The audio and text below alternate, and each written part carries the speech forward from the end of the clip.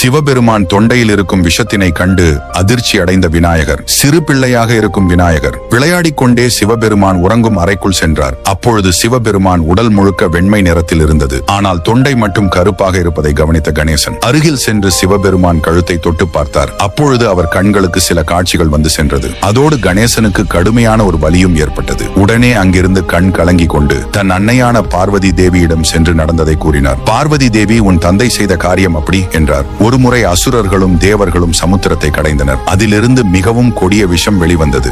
அப்பொழுது அனைவரும் தங்களை காத்துக்கொள்ள உன் தந்தையை நோக்கி பிரார்த்தனை செய்ய உன் தந்தையும் அந்த விஷத்தை பருகினார். அது வெளிவந்தால் உலகம் இருளில் மூழ்கிவிடும் என்பதால் அதனை தன் தொண்டையிலேயே நிறுத்தி வைத்தார்.